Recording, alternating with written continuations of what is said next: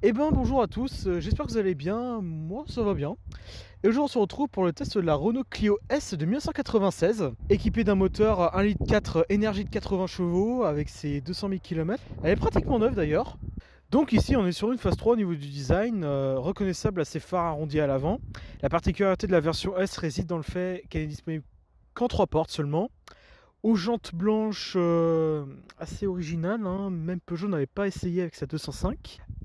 Aux baguettes estampillées S au niveau des baguettes latérales et aux anti-brouillard avant d'origine sur ce modèle. Alors ici on se retrouve à l'intérieur d'une Clio presque banale, j'ai envie de vous dire. Bon alors c'est vrai que les plastiques, je vous l'accorde, ils sont super durs, mais on a pas mal d'équipements comme par exemple la clim manuelle, une horloge analogique, pourquoi pas, la fermeture centralisée, ce qui est super rare sur les Clio 1, le volant des Clio S, qui est aussi le même chez les 16S et chez les Williams. Et surtout, un équipement que j'adore, c'est les sièges. Oh putain, qui sont super. On a un maintien latéral qui est super, idéal pour une conduite sportive. Faut croire que le nom S à cette Clio lui va pas si mal que ça. Pour comparer par rapport à la Twingo, elle est quand même beaucoup plus basse. Les portes sont aussi un petit peu plus petites, je trouve.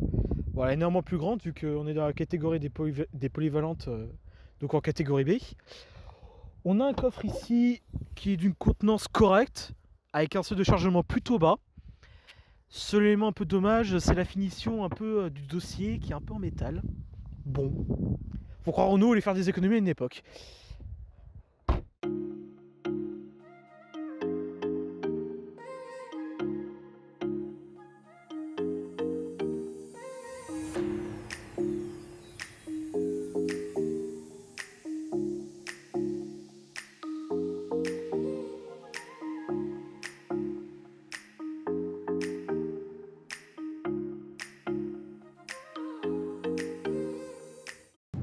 Donc on est parti pour le essai routier de la Clio S 1,4 énergie de 80 chevaux de 1996.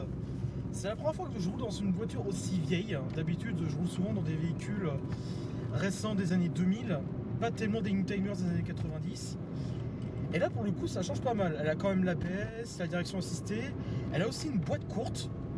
Et bon, d'un côté, vous me connaissez, je déteste les boîtes courtes, surtout à cause de mon véhicule personnel où je dois tout le temps changer les rapports sur ton ville et ça c'est horrible. Autour sur cette voiture ça va parce que les rapports sont pas si courts que ça en fait. Et ça permet au véhicule d'avoir quand même une certaine accélération correcte. Pour donner des chiffres, par exemple, elle passe de 0 à 100 en 10 secondes 8 avec une vitesse max de 175 km/h pour un poids avec passage inclus de 850 kg, ce qui est pas mal tout de même.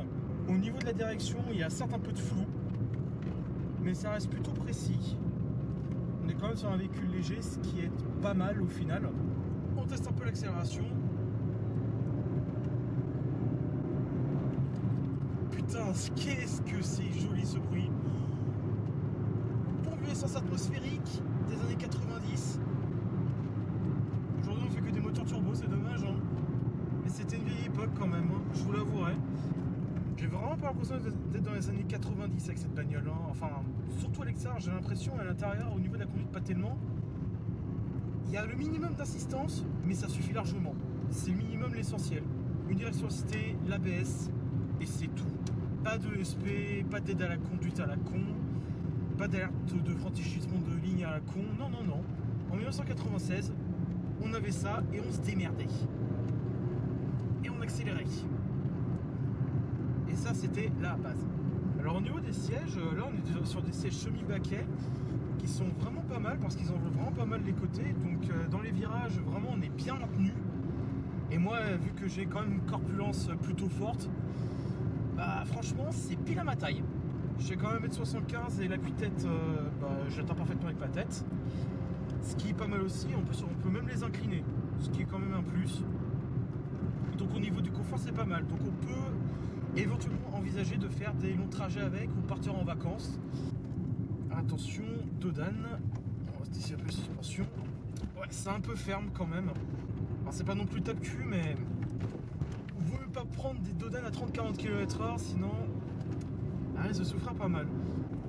Alors au niveau de la tenue de route aussi, ce que je voulais dire aussi par là, c'est que cette voiture prend presque pas de roulis. Ça, c'est quand même pas mal. Pour une conduite sportive, quand même assez directe au niveau de la direction, ce qui fait qu'elle ne se penche pas. Ça ne sacrifie pas non plus le confort.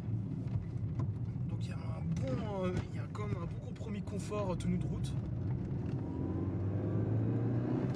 Ah putain, j'adore accélérer avec. Ah non, mais ce bruit, mais ça, mais... On en fera plus des bagnoles comme ça, putain. C'est impressionnant. Alors au niveau du freinage, on a des disques ventilés, ça freine plutôt bien.